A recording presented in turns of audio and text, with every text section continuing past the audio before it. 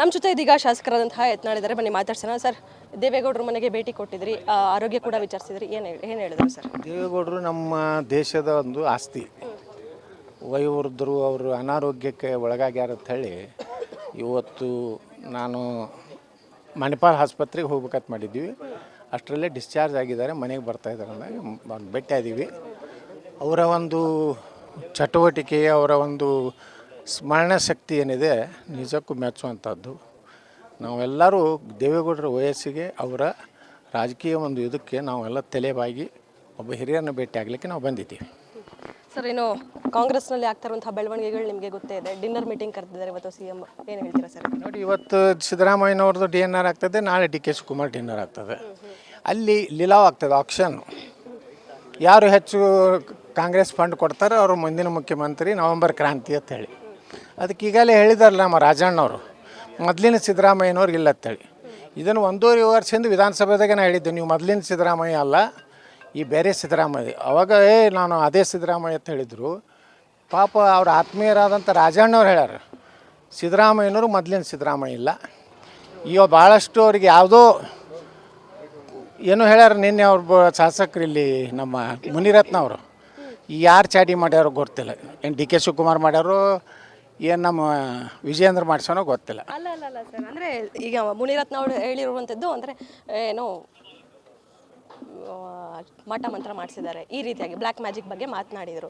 ಅದಂಗಾರೆ ನಿಜ ಅಂತೀರಾ? CM ಮೇಲೆ ಆಗಿರುವಂಥದ್ದ ಇದು ಮುನಿರತ್ನ ಅವರ, ನೀವೇನೋ? ಮುನಿರತ್ನವ್ರು ಹೇಳ್ಯಾರ, ರಾಜಣ್ಣವರು ಹೇಳ್ಯಾರ. ರಾಜಣ್ಣವ್ರು ಮೊದಲಿನ ಸಿದ್ದರಾಮಯ್ಯ ಇಲ್ಲ ಅಂತ ಹೇಳ್ಯಾರ. ಇದ್ರ ಹಿಂದೆ ಏನಾಯಿತು ನಮಗೂ ಗೊತ್ತಿಲ್ಲ. ಯಾರು ಏನು DK ಮತ್ತು ಯಾರು ಮುಖ್ಯಮಂತ್ರಿ ಆಗೋರು ಮಾಡೋರು ಅದನ್ನೆಲ್ಲ ಯಾರು. ಆದರೆ ನನಗೇನು ಅನ್ನಿಸ್ತದೆ, ಸಿದ್ದರಾಮಯ್ಯನವರು ಇವತ್ತು ಏನು ರಾಜ್ಯದಲ್ಲಿ ಯಾವ ರೀತಿ ಸರ್ಕಾರ ನಡೆಸ್ತಾ ಇದ್ದಾರೆ ಅದು ಯಾರಿಗೂ ಒಪ್ಪಿಗೆ ಇರುವಂಥ ವ್ಯವಸ್ಥೆ ಇಲ್ಲ. ಕೇವಲ ಮುಸ್ಲಿಂ ತುಷ್ಟೀಕರಣ ಬಿಟ್ಟರೆ ಅವ್ರು ಏನೂ ಮಾಡ್ತಾ ಇಲ್ಲ.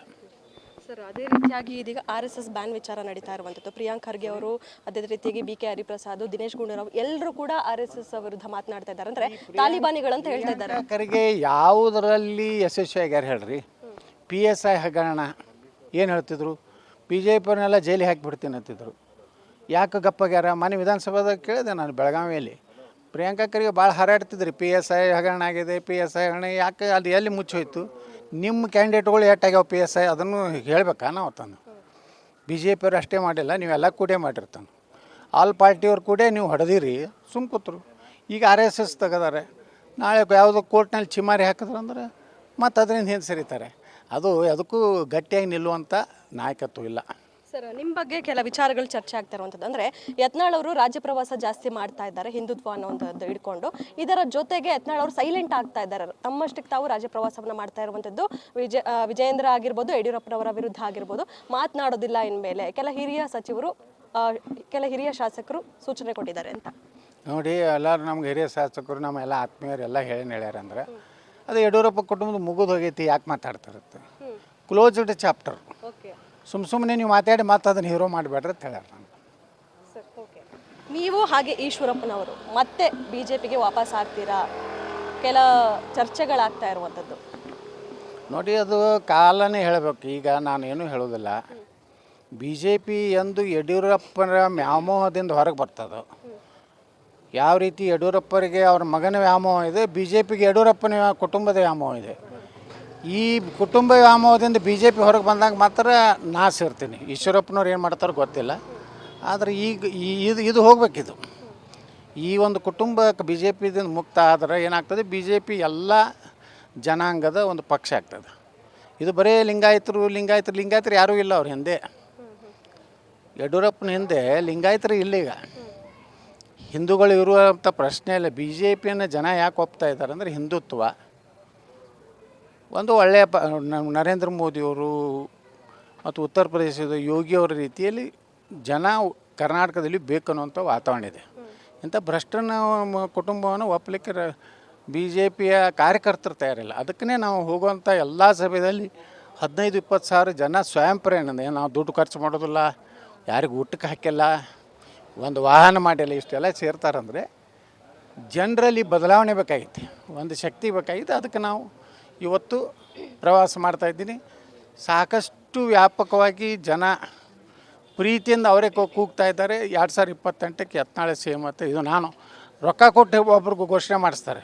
ಕೆಲವೊಂದು ಸೋಷಿಯಲ್ ಮೀಡ್ಯಾದಲ್ಲಿ ಡುಪ್ಲಿಕೇಟ್ ಅಕೌಂಟ್ಗಳು ತೆಗೆದು ವಿಜೇಂದ್ರಣ್ಣ ಮುಂದಿನ ಮುಖ್ಯಮಂತ್ರಿ ಅಂತ ಅವರು ಅನ್ನಿಸ್ತಾರೆ.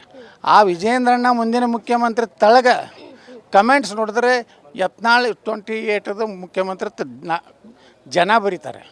BJP ಕರ್ನಾಟಕದ ಟ್ವಿಟರ್ ನೋಡ್ರಿ, ಅಲ್ಲಿ ವಿಜೇಂದ್ರನ ಫೋಟೋ ಬಂದರೆ ಅಡ್ಜಸ್ಟ್ಮೆಂಟ್ ಗಿರಕಿ ನೀ ಅಂದು ಮುಖ್ಯಮಂತ್ರಿ ನಕಲಿ ಸಹಿ ಮಾಡಿದವ ಅಂತ ಬರೀತಾರೆ. ನೀವು ಏನು ಚಾನಲ್ದವ್ರು ಏನು ಮಾಡ್ತೀರಿ, ಅವನು ಇಂದ್ರ ಚಂದ್ರತ್ ಹೊಗಳಕ್ಕೆ ಹೋಗ್ತಾರೆ. ನೀವತ್ತಲ್ಲ, ಕೆಲವೊಂದು ಮಂದಿ ಆ ಇಂದ್ರ ಚಂದ್ರತ್ ನೀವು ಹೊಗಳಿರ್ತೀರಿ. ತಳಗೆ ನಿಮ್ಮ ಕಮೆಂಟ್ಗಳು ನೋಡಿದ್ರೆ ಬಕೆಟ್ ಚಾನಲ್ ಅತ್ತಾರೆ, ಎಷ್ಟು ದುಡ್ಡು ಕೊಟ್ಟಾನೆ ವಿಜೇಂದ್ರ ಅಂತ ಕೇಳ್ತಾರೆ. ಅಲ್ಲಿ ಯತ್ನಾಳ್ CM ಕ್ಯಾಂಡಿಡೇಟ್ ಅಂತ ಹೇಳ್ತಾರೆ. ಆ ಕಮೆಂಟರ್ ನೋಡಿ ಆ ಚಾನಲ್ದವ್ರು ಬಂದ್ ಮಾಡಬೇಕಲ್ಲ, ಹಂಗೆಲ್ಲ ಬರೀದು. ಸರ್, ಈಗ ಸೋಷಿಯಲ್ ಮೀಡಿಯಾದಲ್ಲೇನೋ 2028ಕ್ಕೆ ಯತ್ನಾಳ್ ಅವರು CM ಅನ್ನುವಂಥ ಅಲೆ ಶುರುವಾಗಿದೆ. ನೀವೇನು ಹೇಳ್ತೀರಾ? ನೀವು CM ಆಗ್ತೀರಾ? ಅಲ್ಲೇ 100% ಇದೆ.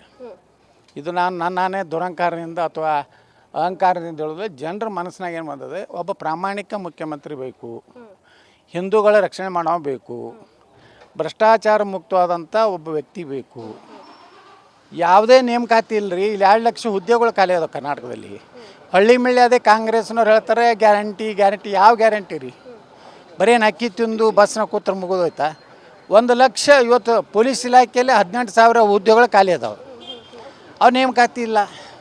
ಅದಕ್ಕೆ ಜನರಿಗೆ ನೌಕರಿ ಉದ್ಯೋಗನೂ ಬೇಕಾಗಿದೆ, ಪ್ಲಸ್ ಸಾಮಾಜಿಕ ಭದ್ರತೆಯೂ ಬೇಕಾಗಿದೆ. ಯತ್ನಾಳ್ ಅವರು 2028ಕ್ಕೆ CM ಆಗೋದು BJP ಪಕ್ಷದಿಂದ ಅಥವಾ ನೀವು ಹೊಸ ಪಕ್ಷ ಕಟ್ತೀನಿ ಅಂತಿದ್ದೀರಾ? ಹೊಸ ಪಕ್ಷದಿಂದ ನೋಡ್ರಿ, ಯಾರೇ ಮುಖ್ಯಮಂತ್ರಿ ಪ್ರಧಾನಮಂತ್ರಿ ಯಾರೇ ಆಗ್ಬೇಕಾದ್ರೆ ಜನರಿಂದ ಆಶೀರ್ವಾದ. ಜನರಿಂದ ಯಾರು ಆಶೀರ್ವಾದ ಆಗ್ತಾರೆ ಅವರೇ ಆಗ್ಯಾರ. ವಾಜಪೇಯಿ ಅವ್ರದ್ದು ಪ್ರಧಾನಮಂತ್ರಿ ಆಗ್ಬೇಕಾದ್ರೆ ಜನರ ಆಶೀರ್ವಾದ. ನರೇಂದ್ರ ಮೋದಿಯವ್ರು ಆಗ್ಬೇಕಾದ್ರೆ ನೇರವಾಗಿ ಜನರ ಅಭಿಪ್ರಾಯ. ಕರ್ನಾಟಕದಲ್ಲಿಯೂ ಜನರ ಅಭಿಪ್ರಾಯ ಏನಿದೆ 2028ಕ್ಕೆ ನೀವು ಒಂದಿಟ್ಟು ಹಾಕಿ ನೋಡಿರಿ ಗ್ಯಾರಂಟಿ. ಇದ್ರಾಗ ಯಾರು ಮುಖ್ಯಮಂತ್ರಿ ಆಗ್ಬೇಕಂತದ ನನ್ನ ಫೋಟೋವನ್ನು ತಪ್ಪಿಸ್ಬೇಡ್ರಿ. ಒಂದು ವೇಳೆ ನಾನು ಫೋಟೋ ಹಾಕಲಿಲ್ಲ ಅಂತ ತಿಳ್ಕೊರಿ, ಯತ್ನಾಳ್ ಅಂತೇಳಿ ಹಾಕ್ತಾರೆ. ನೀವು ಹಾಕಲಿಲ್ಲ ಅಂದರು, ನೀವು ಗ್ಯಾರಂಟಿ ವಿಜೇಂದ್ರಂದು ಹಾಕ್ತೀರಿ, ಗ್ಯಾರಂಟಿ DK ಶಿವಕುಮಾರಂದು ಹಾಕ್ತೀರಿ, ಗ್ಯಾರಂಟಿ ಡಿಮ್ ಡ್ಯಾಶ್ ಅಂತ ಹಾಕ್ತೀರಿ. ಅವು ನಂದು ಹಾಕ್ಲಿಕ್ಕಂದ್ರೆ ಜನ ಹೇಳೋದು ಗ್ಯಾರಂಟಿ ಯತ್ನಾಳ್ ಆಗ್ಬೇಕಂತ. ಯಾವ ಪಕ್ಷದಿಂದ ಅಂತ ನೀವು ಹೇಳಲಿಲ್ಲ ನನಗೆ. ಒಟ್ಟು ಮುಖ್ಯಮಂತ್ರಿ ಆಗೋದು ಗ್ಯಾರಂಟಿ, ಯಾವ ಪಕ್ಷ ನೋ ಗ್ಯಾರಂಟಿ. ಇದಿಷ್ಟು ಶಾಸಕರಂತಹ ಯತ್ನಾಳ್ ಅವರ ಮಾತು. ಕ್ಯಾಮ್ರಾ ಪರ್ಸನ್ ಮಹೇಶ್ ಜೊತೆ ಕವನ Shivanna, guarantee news, Bengaluru. Guarantee news, ಸುದ್ದಿ ಖಚಿತ, ನ್ಯಾಯ ನಿಶ್ಚಿತ.